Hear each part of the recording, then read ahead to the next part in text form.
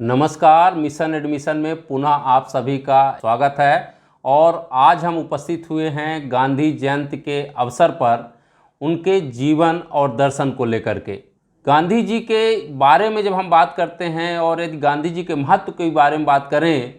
तो वैसे तो जीवन के हर एक पहलुओं में गांधी जी का महत्व है, लेकिन यदि हम छात्रों के हिसाब से बात करें तो कोई भी एग्ज़ाम हो, चाहे वो बीएड का हो, चाहे सीटेट का हो, चाहे यूपीएससी का हो, चाहे स्टेट सर्विसेज को हो, हर जगह किसी न किसी रूप में गांधी जी के बारे में और उनके दर्शन के बारे में कुछ न कुछ सवाल पूछे जाते हैं और उनके बारे में चर्चा की जाती है। उनके सिद्धांतों और विचारों के बारे में लोग जानने की कोशिश करते हैं और अपेक्षा की जाती है कि कोई भी व्यक्ति, कोई भी प्रशिक्षु या विद्यार्थी गांधी जी के जीवन और दर्शन के बारे में कितना जानता है।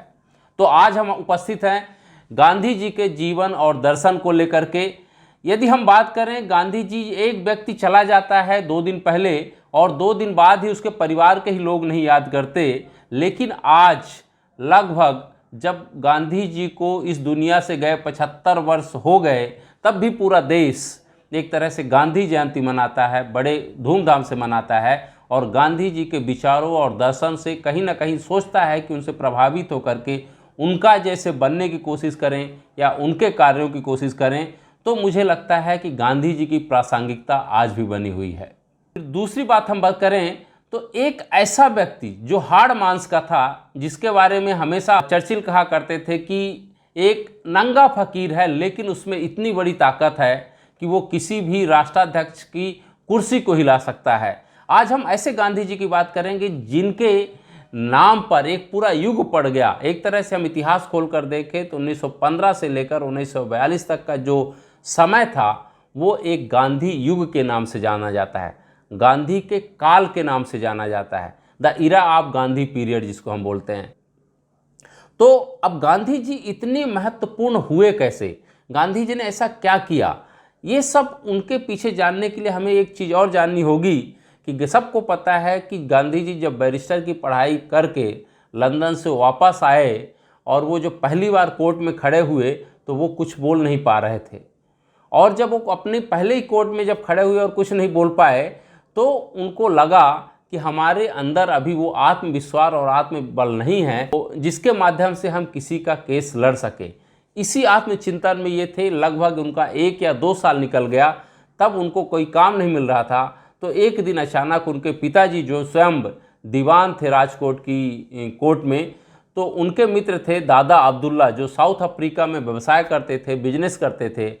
उनसे कुछ ज़्यादा ही टैक्स अंग्रेज लोग वहाँ के लेते थे। तो उनको लगा कि एक हमें वकील हायर करना चाहिए और ऐसा हो जो हमारा हो और जो हमारे लिए काम करे। तो उनके पिताजी को दादा अब्दुल्ला ने कांटेक्ट किया और उस तरह से गांधी जी 1893 में, आपको सब पता है कि वो साउथ अफ्रीका चले गए। लेकिन कहते हैं कि जहाँ आपको इस तरह की चीज़ों से लड़ना पड़े और तो वहीं पे कुछ ना कुछ नए रास्ते मिलते हैं। तो वो जब जो दादा अब्दुल्ला के केस को लेकर के साउथ अफ्रीका की कोर्ट में खड़े हुए तो वहाँ के सबसे पहले जज और वहाँ के वकीलों ने कहा कि आप जो ये भारतीय पगड़ी पहनते हैं, गुजराती पगड़ी पहनते हैं, यहाँ नहीं चलेगी। सबसे पहले तो उनकी पगड़ी उतरवा करके उनको हतोत्साहित किया गया, उनके मनोबल को तोड़ने की कोशिश की गई और कहा गया, एक तरह से हम कहें कि सार्वजनिक रूप से उनका भरी अदालत में अपमान किया गया।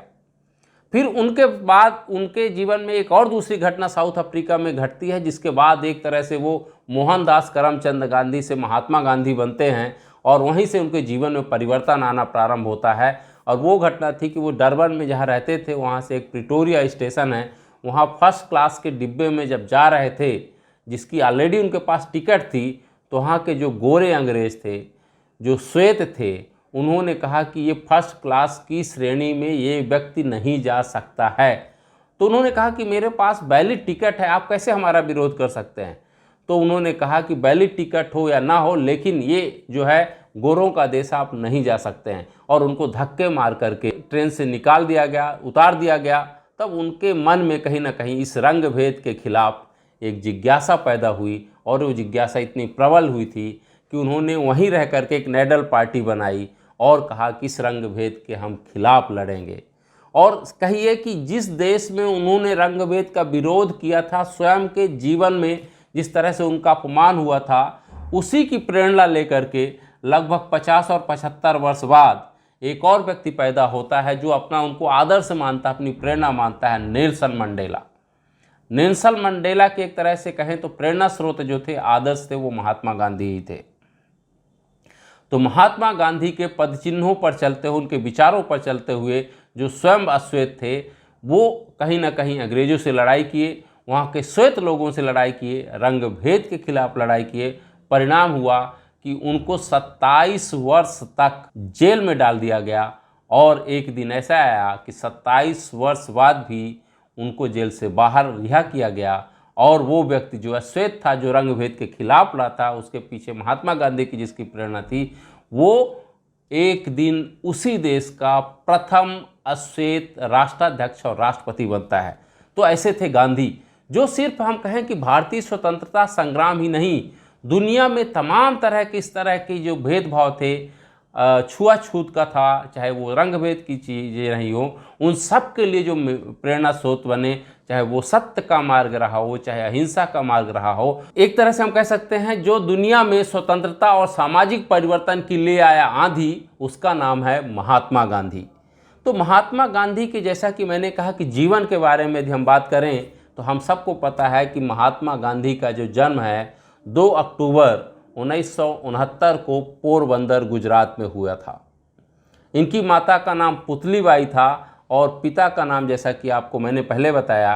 कि करमचंद गांधी था, और जिनके नाम पर ही आगे उनका मोहनदास करमचंद गांधी हुआ। महात्मा गांधी कहें या मोहनदास करमचंद गांधी कहे तो इनकी पत्नी, जो 13 साल में इनका विवाह हो गया था, उनका नाम था कस्तूरबा गांधी, जिनको लोग बा के नाम से भी जानते थे। महात्मा गांधी के 4 पुत्र हुए, एक थे हरीलाल, दूसरा मनीलाल, तीसरा रामदास और चौथा देवदास। तो मुझे उम्मीद है कि आप सबको ये नाम याद रहेंगे, हरीलाल, मनीलाल, रामदास और देवदास। स्वयं गांधी जी अपने पिता की चौथी पत्नी के अंतिम पुत्र थे, संतान थे, तो इसीलिए उनका विशेष ध्यान रखा गया, क्योंकि और उनकी जो सौतेली माँ थी, उनका पहले देहावसान हो गया था। तो उनके माँ पिता दोनों चाहते थे, मतलब माँ मतलब पुतलीबाई और पिता करमचंद गांधी चाहते थे कि गांधी जी को अच्छे से पढ़ा लिखा करके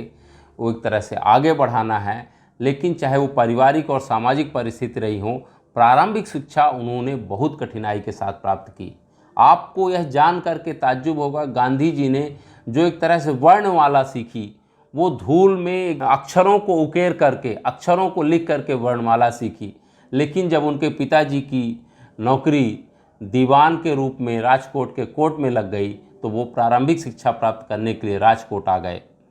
और यहाँ पे प्रारंभिक शिक्षा प्राप्त करने के बाद 1887 में मुंबई यूनिवर्सिटी से मैट्रिक पास किया। मूलतः गांधी जी के पिता और माता चाहते थे कि वो मेडिकल में जाए और डॉक्टर बने, लेकिन गांधी जी का मन एक तरह से कहीं ना कहीं सामाजिक परिवर्तन में लगता था, समाज के कार्यों में लगता था, सामाजिक सरोकारों के प्रति उनका एक तरह से कहीं ना कहीं बहुत ज़्यादा झुकाव था। तो इस तरह से, और दूसरा ये था कि यदि डॉक्टर बनेंगे तो बहुत सारे लोगों को चिड़फाड़ करना पड़ेगा, जानवरों को मारना पड़ेगा, और स्वयं वो एक वैष्णव होते हुए भी इस तरह के काम जो है करने में कहीं ना कहीं संकोच महसूस कर रहे थे। तो उन्होंने अपने माँ पिताजी से कहा कि ये मेरे बस का काम नहीं है। इस तरह से उन्होंने क्या किया, उनके पिताजी ने सोचा कि ठीक है, जो इसकी इच्छा है, तो इसी की इच्छा को मानते हुए उनको 1888 में लंदन भेज दिया गया बैरिस्टर की पढ़ाई करने के लिए, बैरिस्टर माने वकालत की पढ़ाई करने के लिए। और इस मन परिवर्तन के बीच में ही उनको साउथ अफ्रीका में ही एक और व्यक्ति मिले, जिनका नाम था गोपाल कृष्ण गोखले। वो उम्र में अधिक होने के कारण और अनुभवी होने के कारण उन्होंने एक बार, गांधी जी ने उनसे मिलकर के पूछा कि हमें राजनीति में जाना है और राजनीति के माध्यम से हम एक व्यापक समाज तक और समुदाय तक परिवर्तन लाना चाहते हैं, तो हमें क्या करना चाहिए। गोपाल कृष्ण गोखले ने कहा कि राजनीति में जाने के पहले 1 साल तक वादा करो कि तुम सक्रिय राजनीति में नहीं जाओगे, लेकिन कुछ किताबों को ज़रूर पढ़ोगे। और वो किताबें कौन थी? एक थी रस्किन की किताब और दूसरी थी लियो टॉल्स्टॉय की किताब kingdom of God within you. Ruskin की किताब से उन्होंने सीखा कि यदि आपके भीतर भूख हड़ताल करने की ताकत है तो आप किसी भी समाज और सरकार और सत्ता को हिलाकर रख सकते हैं, क्योंकि भूख हड़ताल वह तंत्र है जिसके पीछे यदि व्यक्ति जीता जागता हुआ कहीं ना कहीं अपने को कमज़ोर करने लगता है, मृत्यु की सैया की तरफ आता है, तो एक सामाजिक आंदोलन उसके समर्थन में खड़ा हो जाता है और एक तरह से पूरी कहीं ना कहीं समाज के लोगों का समर्थन उस सत्ता या शासन के खिलाफ एक पावर के रूप में, शक्ति के रूप में प्रदर्शित होती है। दूसरा, उन्होंने kingdom of God within you, ये किताब जब मुझे पता चला कि गांधी जी का किताब जो है सत्य के साथ प्रयोग, एक्सपेरिमेंट विथ ट्रूथ, उसमें बहुत ज़्यादा उनका उस किताब में और उनके जीवन में प्रभाव kingdom of God within you का योगदान है, तो मैंने भी किताब पढ़ी और चौथे या पाँचवें पेज में ही जो एक तरह से कहें कि ये किताब ईसाई धर्म या बाइबल से प्रभावित है,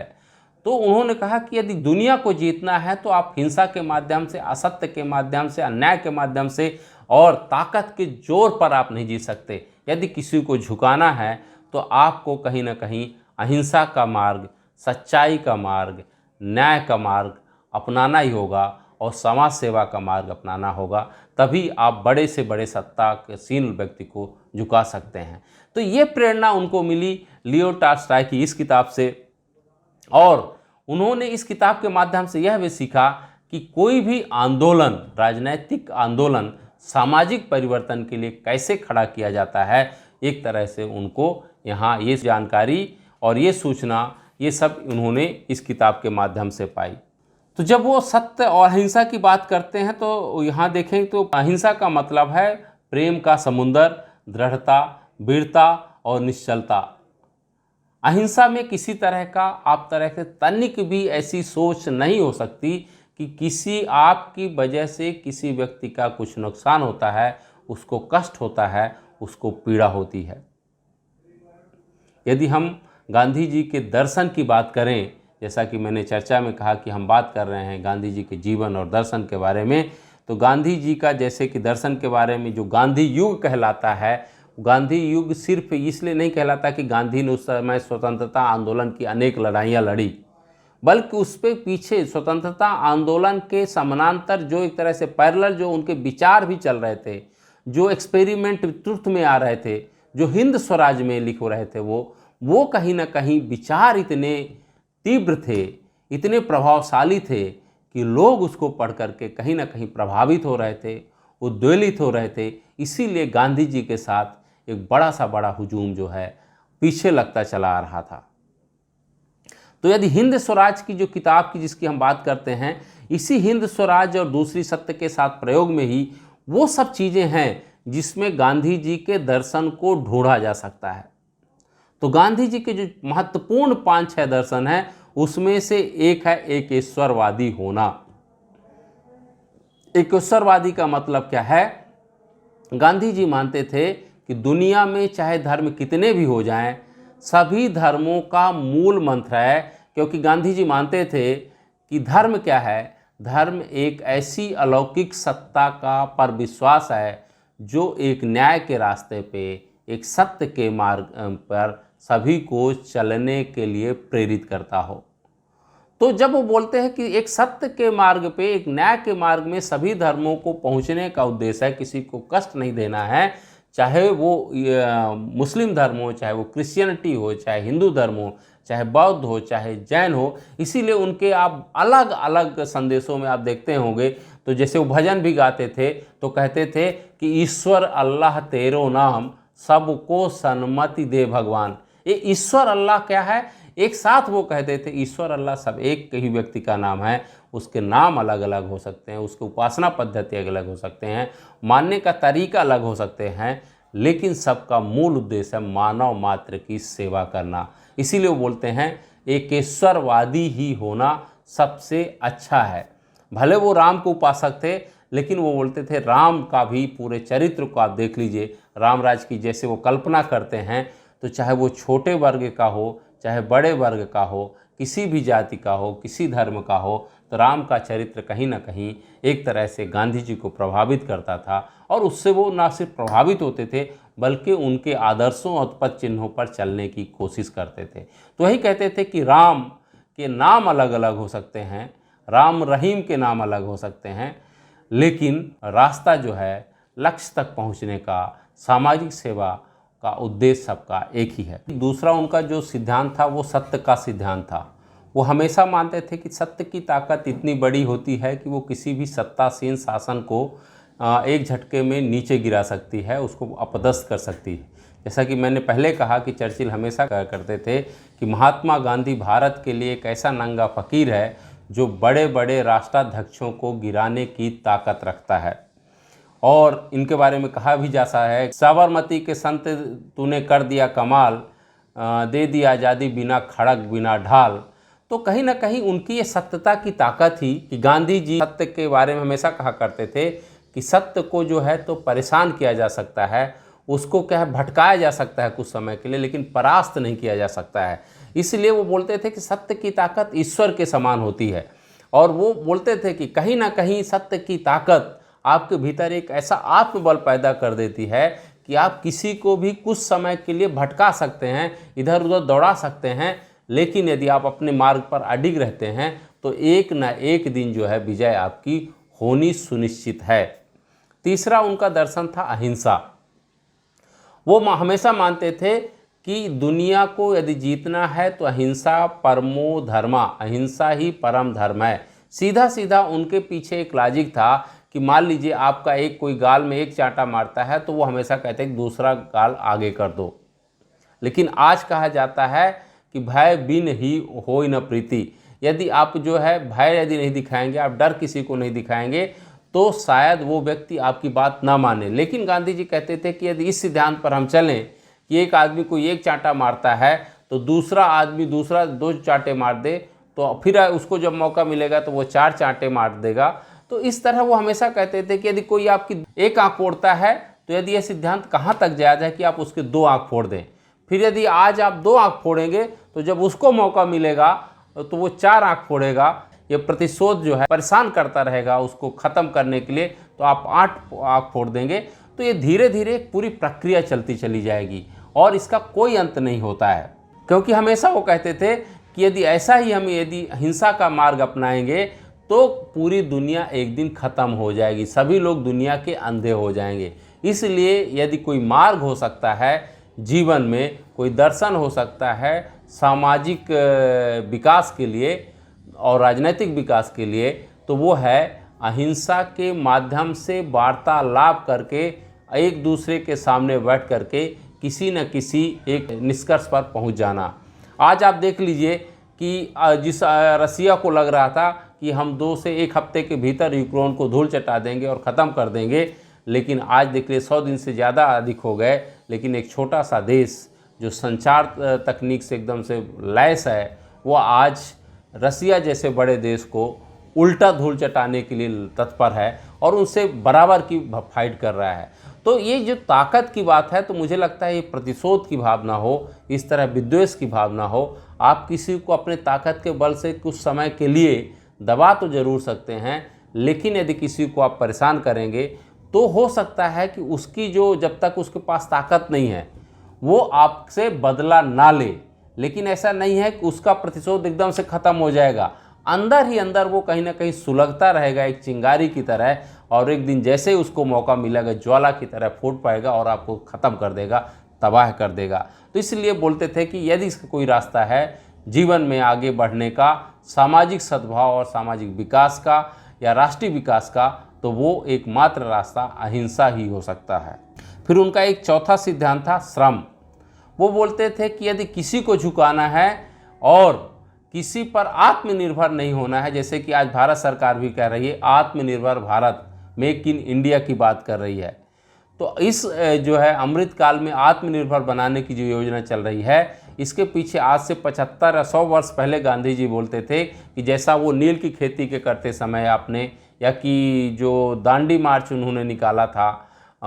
नमक कानून तोड़ने के लिए, आप सबको पता है, तो वो क्या इसलिए निकाला था कि जो सरकार जो है जो भी उत्पाद वो कर रहे हैं, चाहे वो नमक बना रहे हैं, चाहे वो नील की खेती करवा रहे हैं, और श्रम किसका है, भारतीय मजदूरों का है, लेकिन टैक्स उस पर कौन ले रहा है, अंग्रेज लोग ले रहे हैं। ऐसी हालत में उन्होंने फिर निश्चय लिया कि श्रम के माध्यम से, स्वयं के श्रम के माध्यम से बिना टैक्स चुकाए ही लड़ाई हम स्वयं लड़ सकते हैं और उनके द्वारा दिए गए कपड़े का हम बहिष्कार करेंगे, तभी वो चरखा आंदोलन की शुरुआत करते हैं। और जैसे कि आपको सब पता है कि गांधी जी का जो आज प्रतीक दिखाई देता है वो एक चश्मे के अलावा दूसरा उनके हाथ में चरखा चलाते हुए बैठते हुए दिखाई देते हैं। चरखा एक प्रतीक है ये श्रम का, कि वो स्वयं सूत काटते थे और सूत के माध्यम से वो जो खादी के कपड़े पहनते थे। सभी देशवासियों को कहता था कि अपने हाथ के बुने हुए जब कपड़े पहनेंगे तो आपको कोई टैक्स नहीं देना होगा और आपके अपने श्रम से उपजे हुए कपड़े से एक तरह से वो जो आत्मबल पैदा होगा, आपकी अपनी चीज़ की जो एक तरह से कहीं ना कहीं आपके मन में एक विश्वास पैदा होगा, वो किसी दूसरे के पहनाए कपड़े से वो आत्मविश्वास, वो आत्मबल, वो मनोबल नहीं हो सकता है। इसलिए वो अपने स्वयं के श्रम की बात करते थे और कहते थे कि जीवन में श्रम जो है बहुत महत्वपूर्ण है। यदि आपने श्रम की ताकत समझ ली तो किसी को भी आप झुका सकते हैं अपने श्रम के माध्यम से। पांचवा जो उनका सिद्धांत था वो था सर्वोदय का सिद्धांत। वो हमेशा पूंजीवादी व्यवस्था के खिलाफ एक तरह से पैरेलल हम कहें समानांतर जो है समाजवादी व्यवस्था की बात करते थे और कहते थे कि दुनिया में सिर्फ उस व्यक्ति को जीने का अधिकार नहीं है, जैसे कि डार्विन का सिद्धांत कहता है कि सर्वाइवल ऑफ द फिटेस्ट, जो सर्वश्रेष्ठ है उसी को जीने का अधिकार है। गांधी जी हमेशा कहते थे कि सर्वोदय का मतलब है सबका उदय समान रूप से हो। सिर्फ जो ज़्यादा पढ़ा लिखा है, जो योग्यतम है, उसी को ही ज़्यादा सैलरी मिलेगी और जो पढ़ा लिखा नहीं है, जो कम पढ़ा लिखा है, उसकी नौकरी और उसकी तनख्वाह कम होगी। ये कहाँ का नियम है भाई? क्योंकि वो बोलते थे कि यदि एक व्यक्ति पढ़ा लिखा है, वो अपना व्यवसाय कर रहा है, उसका अपना प्रोफेशन है, एक टीचर अपना काम कर रहा है तो एक दूसरा जो डॉक्टर अपना काम कर रहा है, एक आईएएस अपना काम कर रहा है, ठीक है, उसका पढ़ने पढ़ाने का समझने का जो है दायरा थोड़ा बड़ा हो सकता है। लेकिन जो एक खेत में किसान काम कर रहा है, जो एक सड़क पे सफाई कर रहा है, जो एक नाले से मलबा उठा रहा है, जो मोची जूते आपके बना रहा है, उसमें भी कहीं ना कहीं उतना ही श्रम उसको देना पड़ता है। तो इसलिए जो वितरण है, संसाधनों का समान वितरण किसी न किसी लेवल पर होना चाहिए, किसी न किसी स्तर पर होना चाहिए, जिससे हैव और हैव नॉट्स की जो बीच की जो खाई है, जो अमीर और गरीब के बीच की एक तरह से खाई है, उसको ख़त्म करने में मदद मिल सके। तो गांधी जी के बारे में ये बात करते हुए देखिए कि हमेशा गांधी जी के बारे में कहा जाता है मजबूरी का नाम महात्मा गांधी है, लेकिन मुझे लगता है गांधी जी के यदि आप दर्शन पढ़ेंगे तो आपको अपने आप लगने लगेगा महात्मा गांधी मजबूरी नहीं बल्कि एक ऐसी मजबूती थे जो देश को ना सिर्फ स्वतंत्र कराते हैं, बल्कि आपको पता है कि कैसे वो, जैसे मान लीजिए कि एक और उदाहरण मैं लूँ, जब ये बिहार के चंपारण के आसपास जब ये नील की खेती करने के लिए अंग्रेज हमारे भारतीय मजदूरों को उकसाते थे कि जो उर्वर भूमि है, जो कोसी और गंडक से लगी हुई थी, नेपाल के बॉर्डर से लगी हुई थी, तो वो क्या है, नील की एक ऐसी खेती होती है कि जहाँ पर ये खेती की जाती वहाँ की भूमि को बंजर कर देती है। गांधी जी उसका विरोध किए और वो कहा कि आज से हमारा कोई भी भारतीय वहाँ नील का जो नील की खेती नहीं करेगा, क्योंकि इससे दूसरी और आसपास की फसल भी तबाह हो जाती है। तो उन्होंने ना सिर्फ उसका विरोध किया बल्कि उनके जीवन में एक और परिवर्तन उस समय आया कि जब वहाँ पर उनके साथ उस पदयात्रा में, नील की खेती के विरोध में जो पदयात्रा कर रहे थे, उसमें स्त्री पुरुष समान रूप से जो है भाग ले रहे थे। और इस तरह से गांधी के जीवन में अनेक मिसालें हैं। फिर इसी तरह जब आप देखिए कि असहयोग आंदोलन जब फेल होता है तो वो क्या करते हैं, उसी समय प्लेग की बीमारी आती है। 5 से 6 साल तक वो लगातार, आज हम देखिए कोरोना का समय जब चल रहा है, बिना मास्क के, बिना पीपी की किट के, बिना सैनिटाइजर के, आप अपने परिवार के व्यक्ति से ही जो कोरोना हो गया है, जो मृत हो गया, वहाँ तक जाने से लिए घबरा रहे हैं। लेकिन प्लेग की बीमारी जो कोरोना से ज़्यादा खतरनाक थी, जो कोरोना से ज़्यादा लोग जिसमें तबाह हुए थे, लगभग 100 वर्ष आई थी और लंबी चली थी कोरोना से, जिसको काली बीमारी भी लोग कहते थे, उसमें भी गांधी जी अपने हाथ से रुई लेकर के, काटल लेकर के ऐसे बीमारियों की सेवा करते हुए नजर आए थे। तो ये गांधी जी का जीवन था। और कहते थे कि जब तक आप स्वयं जो है जीवन में एक उदाहरण अपने आप नहीं बनोगे तो दूसरे को शिक्षा नहीं दे सकते। तो गांधी जी कहते हैं किसी को सुधारना है तो पहले खुद को सुधारना होगा, खुद को उस फील्ड में उतरना होगा, खुद को उस क्षेत्र में से उतरना होगा, खुद को समाज सेवा करी होगी, तब दूसरे को समाज सेवा का और किसी तरह की सत्यता का या ईमानदारी का या अहिंसा का पाठ पढ़ा सकते हैं। इसीलिए गांधी जी के बारे में ऐसा ही नहीं था, गांधी जी में कुछ न कुछ ऐसी चीज़ें ज़रूर थी कि अल्बर्ट आइंस्टाइन जैसे वैज्ञानिक, जिसके बारे में कहा जाता है कोरी कल्पनाएं नहीं है, हर एक कोई न कोई सत्यता की कसौटी पे जिसको कसा जाता था। आइंस्टाइन जैसा महान वैज्ञानिक कहते थे कि कोई भी दुनिया का व्यक्ति शायद ही विश्वास कर पाए कि हाड़ मांस का एक व्यक्ति भी इस दुनिया में था जो पूरी दुनिया को बदलने की ताकत रखता था। ये कौन बोलता है? अल्बर्ट आइंस्टाइन बोलते हैं। और इतना ही नहीं, सिर्फ अल्बर्ट आइंस्टाइन ही नहीं बोलते हैं, रविन्द्रनाथ टैगोर ने उनके कार्यों को देखते हुए उनको महात्मा कहा। और उनके जो ध्रुव विरोधी, जिसका वो कांग्रेस के अध्यक्ष बनने के लिए महात्मा गांधी ने स्वयं विरोध किया था, ऐसे सुभाष चंद्र बोस, सब लोग जानते हैं कि महात्मा गांधी नरम दल के थे, सुभाष चंद्र बोस गरम दल के थे। ऐसा भी आरोप लगाया जाता है कि यदि सुभाष चंद्र बोस होते, भगत सिंह की बात मानी होती, चंद्रशेखर आज़ाद होते, तो शायद देश को आज से 40 वर्ष पहले आज़ादी मिल गई होती। लेकिन इतने सब के बावजूद भी यदि सुभाष चंद्र बोस ये कहते हैं देश का राष्ट्रपिता यदि कोई हो सकता है जो सबको साथ लेकर के और सही कदम उठाता है, तो वो है एकमात्र स्वतंत्रता आंदोलन में जो मुझे व्यक्ति दिखाई देता है, वो मोहनदास करमचंद गांधी दिखाई देता है। इसीलिए वो महात्मा गांधी को राष्ट्रपिता की उपाधि सुभाष चंद्र बोस देते हैं, सुभाष बाबू देते हैं।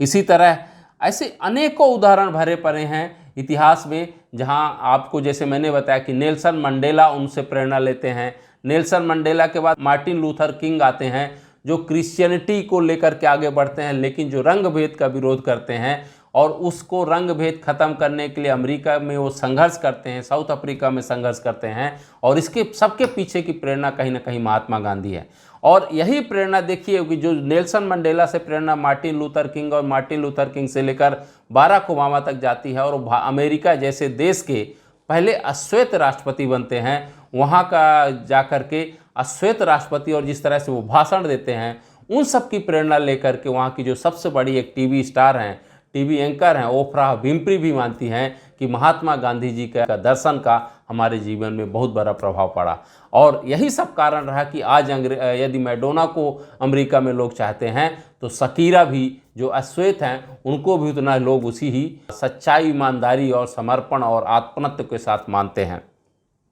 तो गांधी जी में ऐसी कोई न कोई बात थी जिसकी वजह से पूरा एक युग जो है उनके नाम पर पड़ा। अनायास नहीं है, हम कहेंगे कि 150 से अधिक देश गांधी जी पर यदि आज टिकट जारी करते हैं, पोस्टल टिकट जारी करते हैं, तो ये गांधी जी की ताकत ही रही होगी। इतना ही नहीं,